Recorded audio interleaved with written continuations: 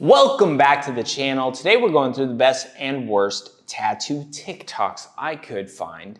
Let's jump into it. This very beautiful TikTok of a guy moving his shoulder up and down and flowy with his brand new tattoo. Now, when I look at this, I see a smudgy pile of crap. I just don't see a tattoo at all. I just see what looks like a paintball blew up on his arm. Some people like these types of tattoos. You could see by this guy's smile that he likes his tattoo. So I'm very happy that he likes his tattoo. I'm also happy that I don't like this tattoo so that I never get it. But one of the things that drives me most crazy about tattoos like this, which are just really whatever, is the justification for tattoos like this. People will often say when they're describing smudgy, artsy-fartsy tattoos with that, they hate flash tattoos because they want tattoos to have more flow. And I'm always flow, oh, okay, yeah, you want the tattoo to move with you or whatever. But to me, I'm I just want this thing to flow off of my arm. If this was tattooed here, I'd be get off of me. Because there's nothing about this tattoo that's even interesting or remotely cool, except for the marketing. You know, if you just showed this to 1 billion people, they'd be like, I don't get it, I don't get it. But if you sit there and you say oh, I like tattoos that flow, and I want them to be different and unique from other tattoos, and this flowiness and this movement and the way I structured it is really what gives this tattoo its oomph, you'd be man, he's saying words and I like those words combined together, you know? And I'm I don't get it. I don't get it. I'm part of the other billion people who are that looks like nothing. And sometimes nothing tattoos are okay. They're cool, they're interesting. But this one doesn't do anything other than look like a spider that got stepped on, you know? Or a palm tree that doesn't begin or end. Hey, but if you put dots at the end of things, that makes them something. On to the next. So excuse me. I see you tattooed up, man. I want to ask you about your tattoos if you don't mind. I see you your whole body tatted up. Pretty much. Pretty much. When was your first tattoo? How old were you when you got your first tattoo? My first one. Old man tat guy. He's a tat legend. He's a tat grandpa. Tatty granny. Tatty gratty. I don't know. I've known some old tattooed guys. Lots of old tattoo guys like this. Honestly, I would never approach those old tat guys, especially with a camera, because you don't. The old tattooed guys I know that look like this and are old, definitely don't want to be approaching. I'm gonna leave it there because I am almost at the edge of going too far with this. I'm just gonna say, probably don't approach that many old tattooed guys. Let's keep going. Yeah, he's recording here. Oh, okay. Yeah, so I got a channel called Show Your Tattoos, and we like to get people's story about their tattoos. What year you got that in? What year you got that? What year did you? He's got a problem. Oh, I'm sorry. Okay. I got to speak a little louder. Yeah, right. What year you got it? Probably 1960. 1960? Yeah. I wouldn't even. 1960. That's a 60-year-old tattoo, 65-year-old tattoo. Beautiful. This guy seems very nice. Very, very nice. Yeah, he looks cool. You know what always drives me crazy? You know, just one of those goofy things. You'll see people be in response to the tattoo thing, where people are oh, what are your tattoos gonna look like when you're older? And then they show a picture of guys who look like this, and they're gonna be they're always badass, this meme thing. And I'm always God, you guys are dorks. God, no one looks badass when they're 89, dude. This guy's old, okay? When I'm old, I'm gonna be a 70, 80-year-old guy. My balls are gonna hang out of my shorts, okay? Nothing badass about that. Doesn't matter how many tattoos I got. I'm gonna be old, okay? Leave me alone. Don't come up to me with a camera. On to the next. Hey Samba, someone was saying 3,500 is insane for a full sleeve. Want to go your take on that?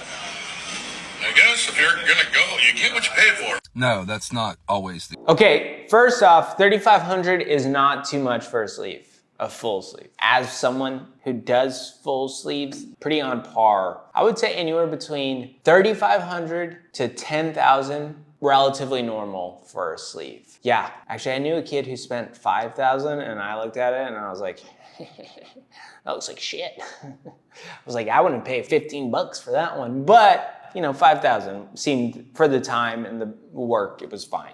It's the case. That's usually what people tell you when they are overcharging you for something. By the way, I think you should pay for good original tattoos. I think you should pay your tattoo artist well. But I hate when people say like, you get what you pay for. There's definitely a point where that's not true anymore. And maybe I'm being, hear me out. Let's say I go to him and I say, I want a full sleeve done. He says, $3,500. I said, actually, I'm going to pay you $6,000 so that you make it better. And he says, well, I was going to do my absolute best work, the best I'm capable of for $3,500. Yeah, but I want to get what I pay for.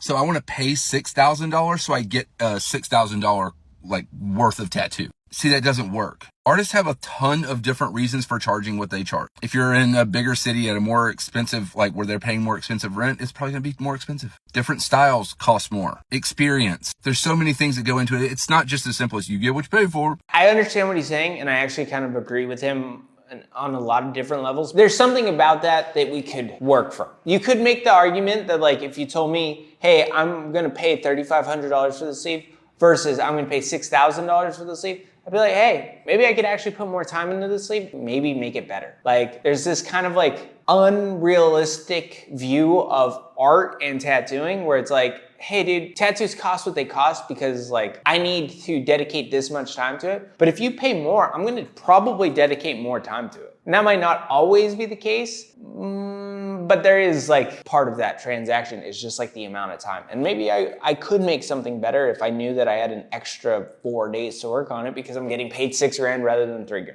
That's not always the case, and for most tattooers, I think that like that's such a marginal change. But for like a really good tattooer, I bet if they spent an extra 3 days on a sleeve, probably end up being better, you know? But like a crappy tatter doesn't make really much of difference. I also agree, like you get what you pay for. Good tattoos aren't cheap and cheap tattoos aren't good. Like these sayings are more just like things that we say. We don't actually put much thought into them. And I'm always like, you should put some thought into it. If you're gonna make content about being a tattooer, like, hey, I'm glad this kid's calling you out on your BS because it's like, hey, yeah, why don't you explain why it's a good tattoo versus a bad tattoo? On to the next.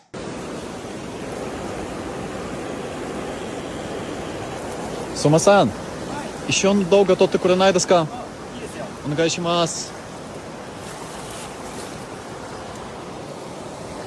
何撮ったんだよ。 Did anybody expect the guy in this to be a redheaded white guy speaking Japanese? No. No, we were not expecting that. Does that make this tattoo any less of a garbagey pile of crap? No, actually. I'd imagine someone capable of learning a second language like Japanese would also be smart enough to realize that that's a crap-ass tattoo on your leg. You shouldn't be tattooing leaves if you don't know how to tattoo anything. And it's just like a crappy looking tattoo. Scratchy, nothing in there, not gonna look like a leaf. And I'm blown away that that was a white ginger guy speaking Japanese. Good for him. Still a very bad tattoo that I wish was not existing. Does this guy do tattoos? EXO13. So you see a lot of these, you know, hey, I'm gonna do a tattoo in the middle of nowhere, blah, blah, blah. I just cannot wait for scratcher tatters to actually do interesting things and do good tattoos. This is where I am. As a tattooer, I think to myself, hey, we can do tattooing differently. If you don't want to have an apprenticeship, if you don't want to tattoo out of tattoo studios, if you don't want to do these types of things, maybe there's space for you in your own interesting kind of way. And the alternative routes have been like really crappy tattooing done with these like, I'm gonna do it in a river, or I'm gonna do this experimental like type of tattooing where it looks like a smudge, or I'm gonna make the tattoo look like it's the fart of a cow. And every single time I'm just like, man, oh man, tattooing needs a revival in this like, I'm gonna revolt type of tattooing. And I've seen it occasionally where I'm like, hey, that's just like a good tattooer wrapped up in this like scratcher scene of tattooing, which is fine with me. I'm always like, hey, cool, whatever, do your thing. But why do I have to look at so many crappy tattoos done by people who probably should never tattoo ever, doing it their own way? And it's like, hey, you're just in a river doing a bad tattoo. That doesn't make this interesting. It doesn't make your art interesting. It just makes it boring in a river. Give me something worth looking at, something interesting. Don't just put a tattoo machine on a wall and then rub your face on the tattoo machine and call it art, because that's not art. It's just attention. And attention and art are not the same things, okay? The guys from Jackass weren't producing art the same way that Kubrick was when he was making video things. You know what I'm saying? Does that make sense? Like Steve-O getting kicked in the balls isn't more artful than The Shining, okay? Like, does that make sense? Because when I look at this, I just go, hey, it's just attention. It's just Steve-O getting kicked in the nuts, when you could look at Chris Garver and be like, oh, that's art. You know what I'm saying? Does that make sense? I want scratchers to actually do good tattoos. On to the next. Speaking of scratchers getting kicked in the nuts, this is that. It's brutalism meets ignorant style. Like, is it art or is it someone just getting kicked in the nuts? You know? Does that make sense? I'm like, hey, this ain't rocket science, okay? You did some garbagey looking buildings. Like, I'm proud of myself for having enough imagination to put those lines and scratches together and be, hey, that's a building. That's not because you're a great artist. It's because my brain had to work on overtime to just figure that out. I think they're buildings. At least this one's not the Twin Towers, like we've seen so many times. Attention doesn't create art. Art gets attention. Profound words from a very not profound human. On to the next. I wish I was in the Twin Towers if this is the way tattooing is gonna keep going. Don't trust, yep, that just says don't trust. I like bad tattoos that are just bad tattoos. I want you to try to make a good tattoo and it just happens to be bad. This makes me so happy.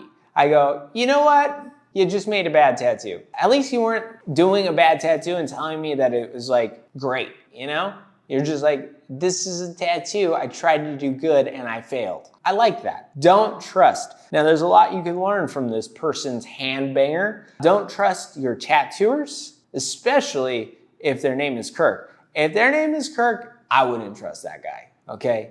You know what Kirk does? Not good things a lot of times. Do they look like this? Thank God, no, okay? I wouldn't do this tattoo ever because I hate words. And every time you get a word tattoo out there, just know Kirk didn't do it. At this point, I will never do another word tattoo ever again. Thank God, okay? You know what I will do? Not words. You want them in your banner in a traditional tattoo? You want your traditional tattoo to say, death before dishonor? You know what you're getting? Not tattooed by me. If you want your mom's name, you know, Rosita, in a banner across a heart, guess who's not doing it? Me. Even if your tattoo is supposed to say mom, you're putting stars in that banner, okay? I hate words. I'm in so demand as a tattooer. I am never gonna do them again, okay? Honestly, I'm not in so much demand that I can't do words. I should probably do all the words. But out of respect for me, I will not do words anymore. And actually probably for respect out of my clients, because I'm like, hey, you don't want words from me ever again.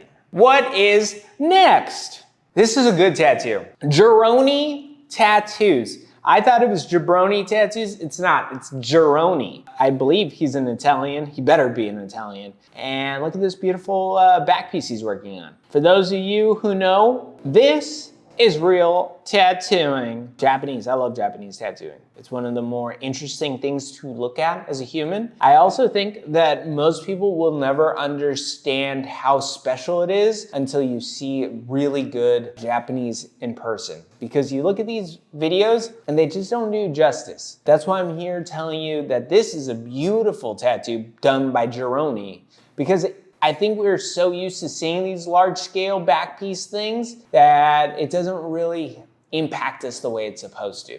I think you're supposed to look at this and be like, this is next level type of tattooing, because it is. And that's all I got to say about Jeroni. On a personal note, I've been trying to do better at showing you what good tattoos are. And I look at this and I go, do I really need to tell you what a good tattoo is? Can I just keep pointing out what crap is? Because if you can't look at this and see that this is what real tattooing is, you don't deserve eyes. Take them out, give them to a kid who doesn't have eyes, and we'll be better off. Or maybe your eyes are fine, your brain is just bad. Like if you look at those leaves that we saw earlier and you're like, no, that was a good tattoo. This is a hot pile of garbage. I think you deserve no brain. And the brain that you do have should be donated to animals for their consumption. I don't know words that describe how dumb I think you are. If you liked the leaf, the river leaf tattoo, and don't like this one. There's one thing if you're like, hey, I just like all tattoos in all its forms and glory, and I'd be like, that's also dumb, because you're dumb. Just kidding, just kidding. That's a better excuse, but I don't like it. On to the next. Let's do some face tattoos on Shorty. She came up to me unexpectedly and asked if I would tattoo her face with the stencils already on. At that point, there's no questioning, there's no saying no, you just do it. If this was her first face tattoo, then yeah, I would have questioned it, but she has so many badass face tattoos, let's just add more. I'm honestly hella honored to be a part of her face tattoo journey. Will I ever get a face tattoo? We'll see. What's up, Shorty? I just thought that story was kind of weird, that I don't know these people. I don't know who's walking around with stencils ready to go on their face. Maybe she's already a tattooer. I would assume she's a tattooer or something along those lines, maybe a piercer. She got piercer vibes to me. No offense. I don't mean that to be offensive. It comes off as kind of offensive. You know, like I'm not saying that we should separate piercers and tattooers. I'm not saying that we can't drink from the same water fountains or whatever, but no, I'm just kittens, like piercers. Again, if you come to me with face tattoos and they're already stenciled on, I'm gonna zap that thing. What's a Harry Potter quote? Expelliarmus! Yeah, dude, you're getting face tattoos, dude. I'm like, whoop, sticking that needle in your face, dude. Getting this stuff done. Send it over. That was my first thought. I was like, who's walking around with stencils on their face? A piercer? One of those dirty piercers? I like piercers. I'm just kittens. Next. Will EuroTrash stand the test of time? Let's talk about it. Aspeliosis! I don't even know how to say it. I'm not positive that trad is going to stand the test of time.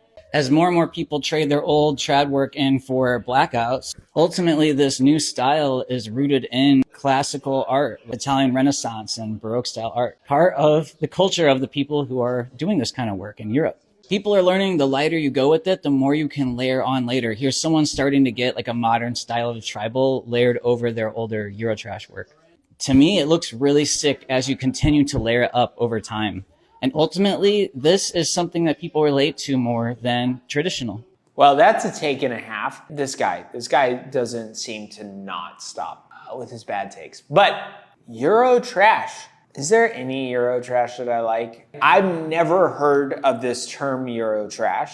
And I'm someone who sticks my nose in everything. Let's Google. I'm not so in the weeds with EuroTrash tattoos. I learned something new today. There's a tattoo style called EuroTrash. I hate when people use terms like EuroTrash that they just made up last week and pretend like it's somehow something you should know. EuroTrash. Is it something you need to know about? No, it's not. Is it going to stand the test of time? I hope that we get interesting forms of EuroTrash. Let me see. I'm sure there's EuroTrash that I just will be down with. Let me find one. That's so stupid. That guy's such a jabroni. He's using this term like EuroTrash, and I'm just struggling to find anything. Okay, that's not interesting. I think that there are some way cool versions of EuroTrash. I'm gonna use that term now because now I know. Yeah, there's some interesting ways to tattoo EuroTrash. For the most part, it lives up to its name. It is a trashy style of tattooing. Sometimes it looks very close to like old prison style tattooing.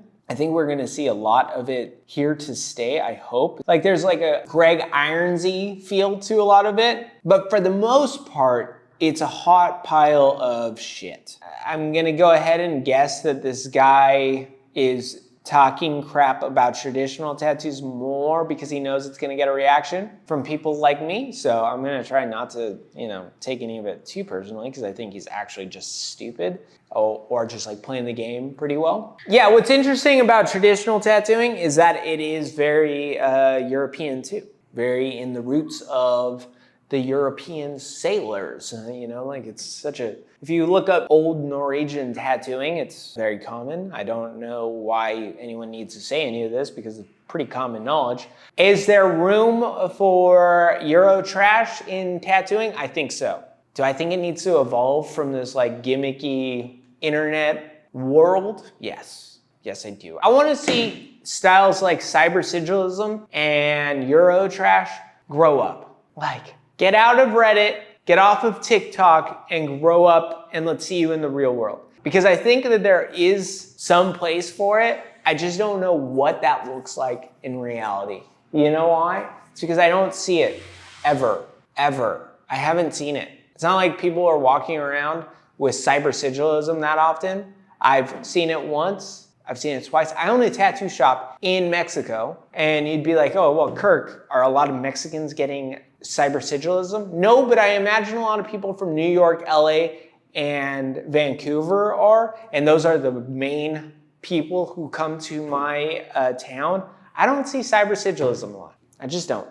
I would like to see all of these low-key styles actually grow up and just have like cool tattooers that are actually doing good stuff. On to the next. I think this guy's an ass. The biggest advice I got was from my mentor, Brian, and anytime I had a question, the number one thing he'd say is just do it. I think that's very big advice. I think sometimes you overthink stuff, but I think sometimes you gotta just do like Nike. Okay, I'm gonna let you in on the piece of advice that I told my apprentices the most. I told my apprentices this every single time they came to me with a question. I didn't say it every single time. There's a difference between when I gave them a real answer and when I told them this. And they'd come to me, they're like, hey Kirk, I'm gonna have to tattoo this thing. Should I do it like this or should I do it like this? I would do some like thinking. I'm like, is this a question they should know the answer to? Or is this something new, like a new adventure that we're gonna have to like kind of piece into?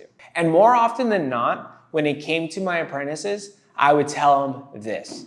I'd be like, figure it out. And usually that was a cue to them that they already knew the answer. They just needed the confidence to do it. And that obviously is not like you're gonna be sitting at home and you're gonna be like, that's the answer you were giving an apprentice. And it's like, yes. After a certain point of time, I'd be like, hey dude, I have taught you everything I could teach you about this. There's an amount of responsibility for you as an apprentice to go figure it out based off of everything I've told you. If that results in mistakes, which it very often did, you'll learn from those mistakes. And obviously, as the mentor, I'd watch the mistake and be like, that's a mistake we could fix. There was never a time where there was a mistake that I was like, oh, that's unfixable. Every single time I'd be like, we could fix this problem. It's not a big deal. They don't even need to know. So when this apprentice is being like, just do it, that is amazing advice from a very good mentor, I would imagine.